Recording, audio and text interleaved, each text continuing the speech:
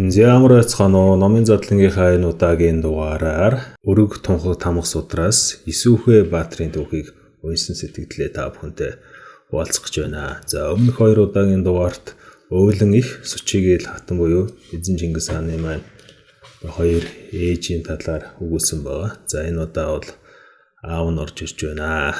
За тэгээ уламжилт ёсороо ер нь Исүүхэ Баатрын талаар ямар мэдлэгтэй байсан, ямар мэдээлэлтэй байсан. Тэгээд энэ номыг уншаад ямар ойлголттой болсон бэ гэдэг асуултаас эхлэе гэж бодож байна. Исүүхэ Баатар дээр нөгөө гарчиг нь өргөмжлөгдөөгүй хаа. Би харин Исүүхэ Баатрыг ер нь гайхаад байдаг байсан. Исүүхэ хам биш яг Баатар гэдэг нэртэй байсан. Тэгээд нөгөө бүгдээрээ тайчрууд хаяа яваад өгчдөг. Тэгэнгүүт ихнэр хүүхдүүд нь үлдчихдэг. Тэнд юу болсныг би ерөөсөө улс төрийн талаас нь ойлгохдоггүй байсан. Яг хам болохын өмнө алуулсан юм байлээ гэдгийг бол ойлгосон. За миний хувьд болохоор нөгөө яг л нуус тавчаан дээрээс л бүх хүмүүс мэдээлэл авч байгаа хамгийн анхны мэдээллүүдээ бүгдийг авч байгаа. Тэгээ илүү гүнзгийрүүдээ судалж байгаа улсууд нь бол цааш олон номсууд руу уншдаг байх л та. Тэн дээр нөгөө Исүүхэ Баатар гэж гардаг. Тэгээд дурдж байгаа шалтгаан нь бол Чингис хааны аав учраас л гарч байгаа юм байна л гэсэн тийм бодлоо байхгүй. Тэрнээс өөр юм байхгүй. Баатар гэдэг нэрээр нь алдарсан байдаг учраас хаан ч юм уу тийм төвшний хүн гэж бол ойлгоогүй. Ер нь Монголын дөхөн дундаас хан гэдэг нэрээр нэрлэгдсэн одоо яг тухайн цаг үед бол Хабуул хаан гэж байгаа, Хотуула хаан байгаа, Амхай хаан байгаа. За тэгэл эднээс цаашаа ер нь нэг хаан гэсэн улсууд байхгүй ч бол Тэмүүчин хаан гарч ирж байгаа шүү дээ. Тэгэхээр яг тиймэрхүү ойлголттой байсан. Харин дараа нь яг энэ өрөг тунхаг тамга номыг уншсны дараа өргөмжлөгдөөгүй хан буюу ерөөдөө ханы үүргийг гүйцэтгэж ийсэн хүн байт юм байна гэдгийг л мэдж авсан. Хотуула хаан нас бараад тэгээд нас ороход яг гол цэргийн хүчийг нь захирч ийсэн хүн бол Исүүхэ Баатар болж хувирсан. Тэгээд үхэхдээ нөгөө ард түмнээ яахаа мэдэрээ гэж хэлчихэд Хотуула хаан нас ордог. Тэрийг нь тэр үед байсан хажууд нь байсан жанжидууд бүгдээрээ сонссон учраас за дараагийн хаан бол Исүүхэн байна гэж. Тэр нөгөө 13 татарын дайны бол ер нь нэлээд олонд нь орсон бүр баг наснаас эхлээл тэгэл сүүлийн 12 13 дугаар дайн дээр бол ерөнхийдөө тэргүүлэх өдөртөх төвшний орсон. Тэгээ би бас гайхаад байдаг байсан нөгөө татарын 13 дугаар дайн дээр Тэмүүж өвгөтэй хэрүүл тулаа ихэр болдог штэ.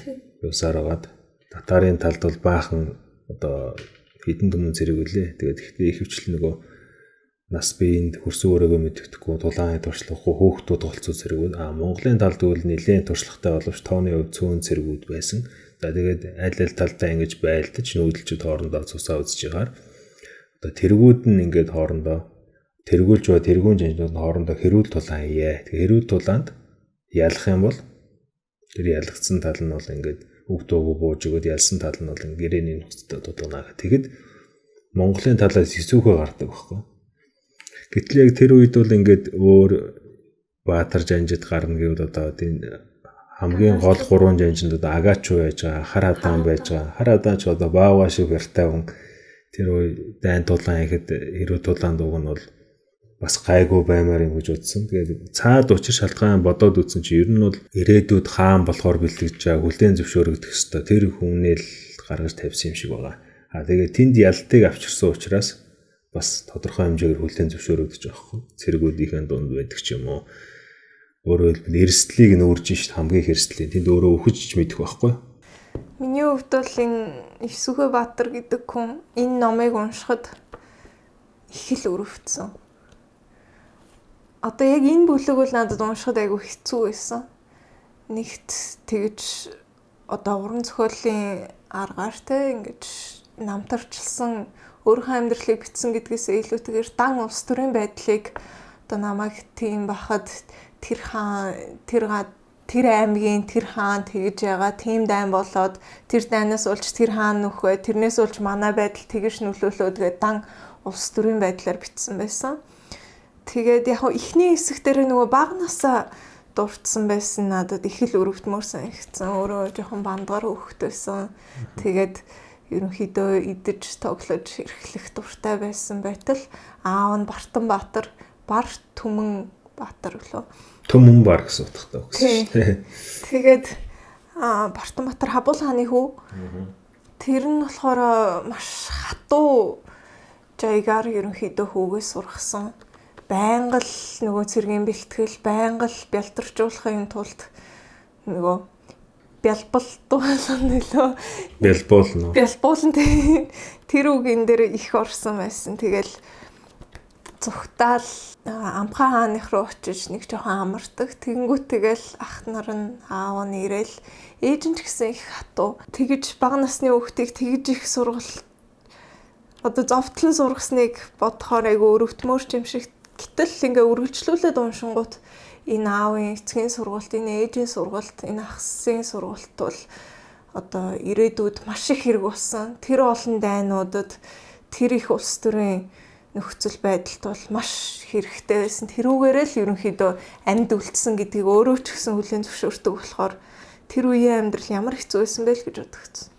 Ялангуяа нөгөө Хотуула хаан нас барах үед ч яг эд дайн байлтай. Одоо Монголын улс авчаа эхэлдэг шүү дээ. Одтой тэнгэр орчиж олон улс байлдаж орондоо орох завгүй уулзлалдан булаалдж байваа.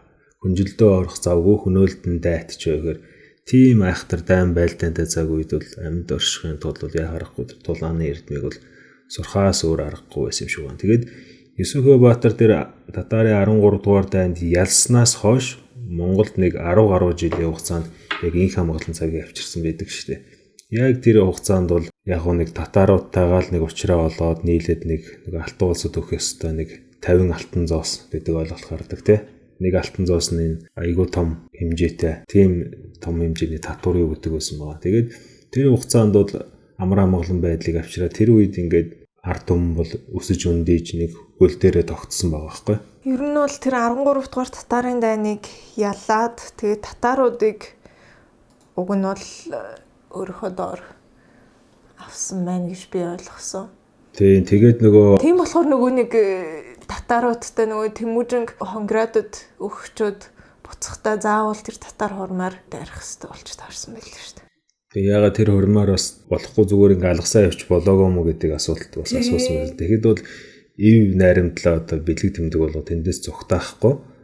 Ягаад гэвэл ив гэрээ тагаа учраас хүндэтгэж орох хэрэгтэй байсан. Гэхдээ тэнд бол татарууд бол ёсоо барайгүй хор өгсөн гэж. Ер нь тэгээ татарууд чинь Хабул хааныг алтан улсад аваачиж алж байгаа. За тэгээ дараа нь Амхан хааны чинь бас ингээд охинтой сүү тавина гэрээ нэгээд охиноо өөрөө хөргөж явж байгаад тэгэнгүүт татарууд барьж аваач алтан улсад аваач модын элчинд хадуулж алж байгаа. Тэгээд тэрний дараа дайрсаар байгаа тэр мэрэгд алтан улс тэр нийцэж чад мэрэгд алтан улс татарууд нийцэж чад хэрээд хамаг Монгол руу дайрдаг тэр 3 жимийн том байлаа. Одоо тэр татарын 12 дугаар дан гэдэг. Тэнд бол Хотуула хаанаас орж байгаа. За тэгээ хадаан таашгаа зэргийн их мэдлэлтэй бас одоо хоёр дахь хүн бас тэнд. Амхан нас орж байгаа.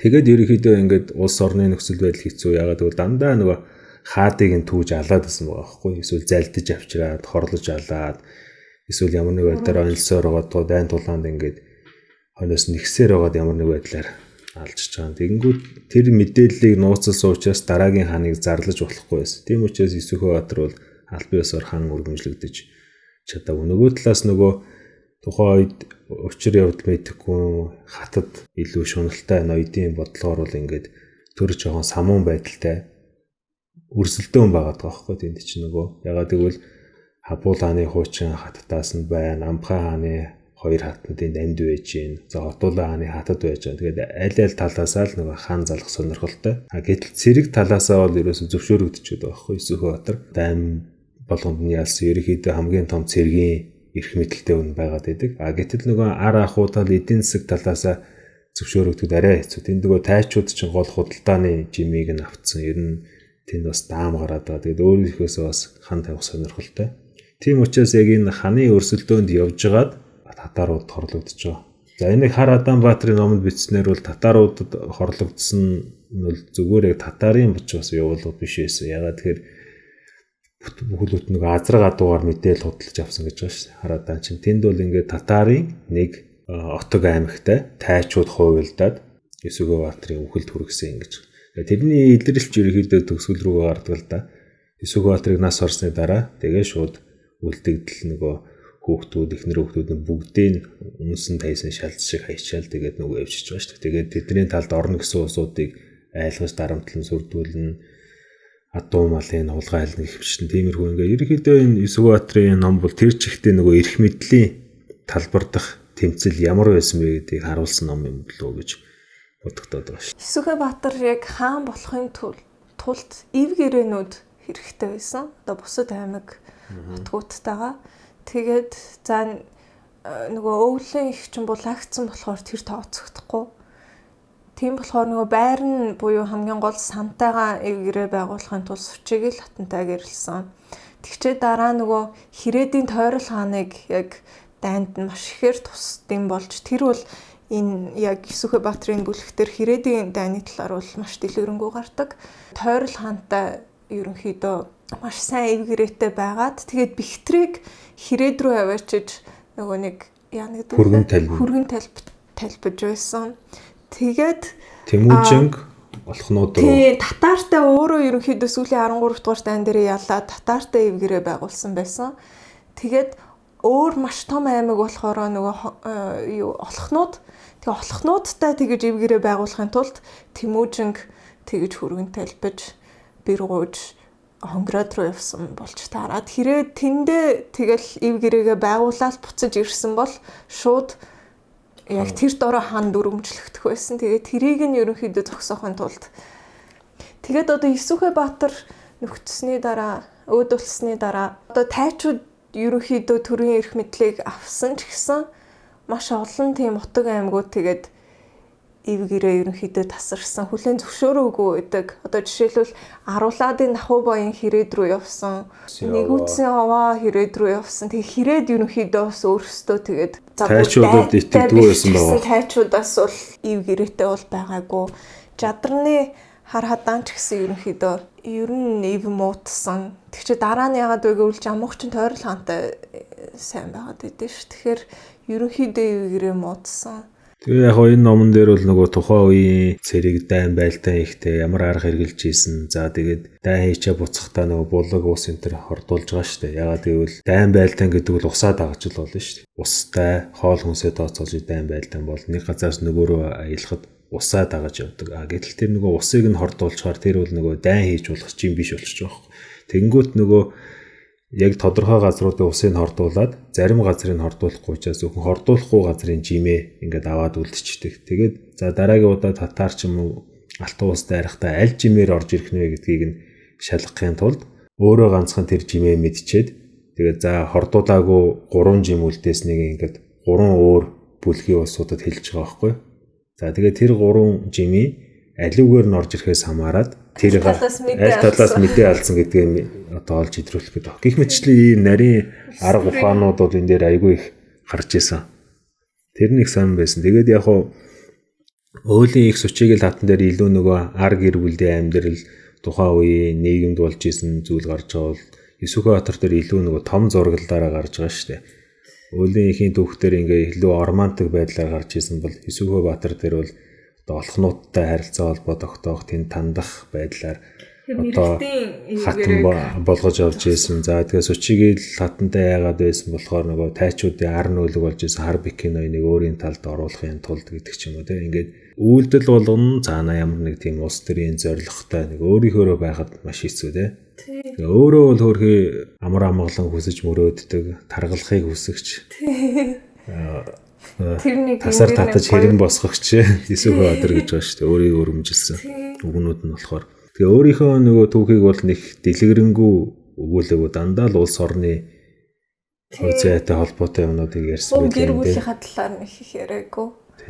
Тэгээ энэ нэрэн дээр болохоор энэ дээр бол Есүхэ гэж бол бичгийн хэлбэрээр бичсэн байгаа. Яг гоо ингээд Есүхэ гэж янгууд ярианы хэлбэрт бол ингээд дуудаад явчих бас болоод байгаа. Тэгэхээр яг үндсэн нэр нь бол Есүхэ буюу их Эвсүү гэдэг нэрийг Хабуул хаан өгсөн юм билээ. Ягаад тэгэхээр Бартанбаатар Хабуул хааны ач хүү шүү дээ. Бартанбаатар болохоор эцгээ ихэд биширдэг байсан тул ингээд өөрийнхөө хүүхдүүдэд эцгээрээ нэр ахуулдаг байсан. Тэгээд их Эвсүү гэдэг бэлэгдлэр ийм нэр өгсөн гэж бичсэн байсан. хамгийн харамсалтай одоо хэсгүүд ч юм уу тийм зүйл юу санагдсан бэ? Хамгийн харамсалтай санагдсан нь бол зүгээр яг таны сая дурдсанаар өөрөө их амар амгалан байдлыг хүсдэг байсан. Одоо дайнгуу тэгээд нөгөө охинтой болохдоо их баярлж исэн. Яг тэгж нэг богинохон гардаг тэнгүүт ингээ бодонгууд охиноо айгүй жоохон бахт нь нас урсан байгаа байхгүй юу. Тэрийг надад бодохоор л айгүй өрөвдмөр санагтаад байдیں۔ Тэгээд хүүхдүүдээ их эрхлүүлдэг байсан. Өөрөө эцэг их нь айгүй хатуугаар өсгсөн болохоор ч юм уу ингээд хүүхдээ ингээд нөгөө каучиг ингээ хүүгээ бол байнга л мортуулад мөрөн дээрээ суулгаж явдаг. Тэмүүжин Бэхтэр хоёрыг байнга өөр дээрээ сууж хуралдаа ордог. Хүүхдүүдтэйгээ цаг хугацаа өнгөрч тийм. Уг нь бол удаан насалсан бол их л сайн байж гэж би өрөвдөжсэн тоо. За тэгээ Есүгбаатарын түүх бол маш богинохон байдаг. Одоо энэ 1-р ботын ингээд тал нь ингээд өөлөн ихийн түүх. За тэгээ үлдсэн талынх нь тал нь Сүчигэл хатны түүх. Дараа талаас илүү нь Есүгбаатарын түүх нэг жоохон юм ингээд маш товчхон бичсэн ч гэсэн ингээд тухайн цаг үеийн улс төр цэрэг дайны стратегийг ингээд их багцлаад бичсэн. Отог аймгийн нэр, тухайн үед нөлөөтэй байсан хүмүүсийн нэр, ус, отгууд гэдэг ингээд хаадуудын тий. Нэрүүд ялангуяа Хэрээдэд бол Хэрээдийн талаар их бичснийг ч хэлэх үстэй. Тэр хааныг тэгж болоод байна. Одоо өөрсдөө цоллож дуудсан энэ хэсгүүд нь надад их инээдтэй санагдсан. Ягаад энэ тайчуудаас Амхай хааны ач хүү, алхаас өөрийг сураагүй Агачуу Баатар гэдэг. Агачуу Баатрыг их магтаж бичсэн. Зүрхнээс зүрхэн тахилган цаддгүй хутагтуу зүрхий.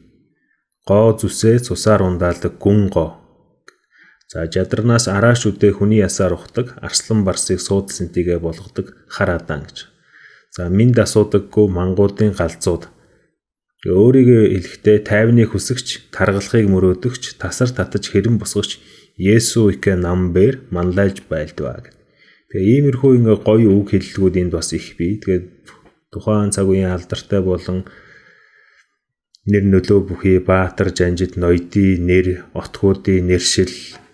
За тэгээ дайн байлдааны тактикуудыг их гоёор бичсэн байсан. Тэгээд та бүхэн бас өөрсдөө уншуул их гоё болох байхаа гэж бодож байна. Энэ номыг хамгийн анх шууд одоо Монголын нууц товчоноос өөр нэг нэрийн мэдээлэлгүй байхдаа хамгийн анх юм би өөрөх томхог томыг уншижсэн. Тэгэхэд бол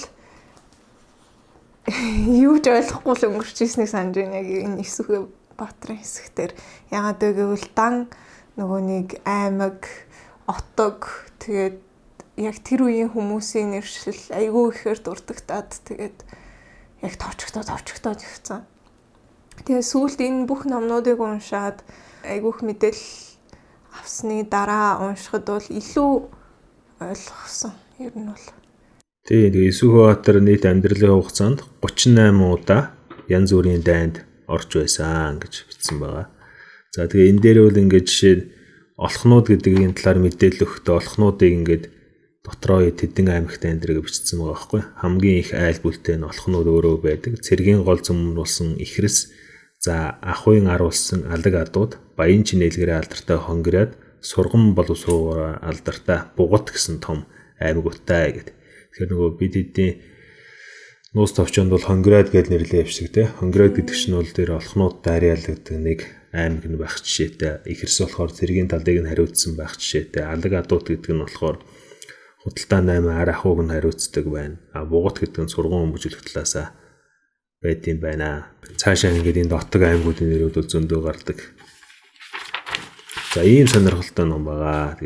Тэгээ би Есүгбаатарын хэсгийг уншаад Хэрээдийг өсгөө өрөвтжүүлээ. Хэрээдэд л тэр нөгөө хаадын бас л дандаа алтан улс ер нь алтан улс мэрэгд нийлж байгаа л хааны зөндөө олоодаа алж олзолж тэр үл их гардаг шүү дээ. Гэрлийн өргөний ном судруудыг хараад байгаа. За татар талаас ярьсан яриануд байж байгаа. За ингээд олон үнцгийн яриануд байж байгаа. Хэрээд талынх бас хоор байхгүй байгаа. Гэтэл Хэрээдтэй хамгийн их холбогдолтой одоо эв гэрээ байгуулж явсан хүмүүс Есүгбаатар өөрөө байгаа байхгүй. Тэгээ энэний ач тусан ч гэсэн хожим гардаг шүү дээ. Би яагаад Хэрээдийн тойрол хаан Тэмүүжин тийм их туслаад байдгийг нь ойлгохдоггүй байсныг энэ номыг уншиж ойлгосон. Тэгээ аав нь бол тойрол хаанд хаан суудлыг авч өгсөн хүн байгаа шүү дээ. Бүр ингээд ах дүүнэр дундаа адлагдаад хаан ширээнээс нь авч хаяад хөөгдөд тугдаа явж яхад нь буцаагаад хаан ширээн суулгадаг. Тэгээд Хэрээд хамган Монгол хоёр ч нөгөө газар нутгийн байршлаараа яг залгаа ойрхон одоогийн Монгол улсын газар нутаг бол тэр чигтээ Хэрээдийн газар нутаг байгаа байхгүй юу? Ер нь баруун бүс тэгээ төв хэсэг тэр чигээрээ Хэрээдийн газар нутаг л одоо манай Монгол бол. Тэгээ Чонсын газар нутгаас бол нилээд бид нар алдсан байж байгаа. Тэгэхээр яг газар нутгийн байршлаасаа болоод яа харахгүй хамтрах, нэгдэх, эвлэх тийм шаардлагатай. За нөгөө талд нөгөө Алтан улс гэдэг том улс бол үргэлжил энэ нүүдэлчдэн улс аймагуудыг өөрийнх нь дагуур улс, харьяат байлгах эсвэл алба татвар нэгчийдэг тийм дарамтлагдаг байдалтай. Тэрний эсрэг бол ингээд нүүлчид тэмцсэн байдалтай. Тэгээ тэр тэмцэл дундаас явсаар байгаа түүхэнд үзэхэд бол хамаг Монгол улс, их Монгол улс болж гарч ирж. Тэгээ дараа нь Чингис хааны үе, тэрний дараа үед Алтан улсыг бол бүрэн мохоож дарсан дөхтэй байдаг шүү дээ. Тэгэхээр тэр болтол ямар үйл явдлууд өрнж байсан бэ гэдгийг энэ судар номуудыг уншаад хахад бол яг бүрэн зургаараа гарч ирж байгаа юм л да. За ийм байна. Тэгээд энэ түүхийг бол дэлгэрэнгүй одоо яг та нар өөрсдөө мэдээгүй бол номыг худалдаж аваад уншиж үзээрэй. Цаасан дээр хэвлэгдсэн байж байгаа. Одоохондоо яг сонсохоор бол гарааг байх шиг байлаа. Энэ номын бол 3 намтраг гурвангийн яриад дуусчлаа. Эндээс авж байгаа сургамж нь яг түүхэн мэдээлэл зүйлүүд нь унших сонирхолтой. Гэхдээ бидний өвөг дээдсүүд ямар замыг туулж өнөөдрийн Монгол улсыг бий болгосон бэ гэдэг талаарх тийм их оромж үзэл санаа сэтгэлгээ сэргээхэд бол их том чухал ач холбогдолтой болж байгаа юм л да. Тэгээ энэ бот нь бол бас хүүхэдтэй хэрхэн хүмүүжүүлэх гэдэг бас их орсон юм шиг санагдсан. Тэрийг ойлгох гэж их хичээсэн юм шиг санагдсан. Тэгээд нөгөө их байгалаа хайрлах гэдэгтэр нэг жоохон содон мэдээлэл гэх юм бол таасаа ярьсан шүү дээ те. Ус бохирдуулж иж дайны үед тэгээд тэрний анх санаачлагыг гаргасан гэдэгтэр нөгөө Агачу Баатрын номон дээр гардаг байхгүй юу? Тэрний эхний амны хийг нь би гаргасан гэдэг үлээ дээ. Тэр санааг нь тэгээд тэрнээсээ болоод нас урсныхаа дараа өвлийн олж үлдээд нөгөө ус бохирдуулсан гэд өгснийхаа дараа лус болж тэгэж тэр ус хордуулсны зовлон өөрийн биеэр мэдрэг гэн. Хаан өвний цөрхран дээр ч гэсэн Агачу Баатар нас урсныхаа дараа бас лус болдог шүү дээ. Энэ Исүхэ Баатар болохоор өөрөө гол ус хордуулж исэн. Тэгтээ өөрхий бас нас орохтой хордож өгдөг те. Тэгэхээр энэ одоо нэг бодлын тийм сонин тохиолдол болж байгаа байхгүй. Бас нэг сургамж юм да те. Харин тийм байглаа ингэж хордуулж. Гэтэ нөгөө талаас үзэхэд тэр гол усыг хэрвээ хордуулаагүй байсан бол цэргүүд орж ирэл бүх Монгол орн хятах байсан байхгүй. Тийм учраас одоо зайлшгүй тэр үед хийх ёстой байсан. Тийм тэгээ зайлшгүй хийгээд одоо зөвхөн шунлынхаа төлөө биш.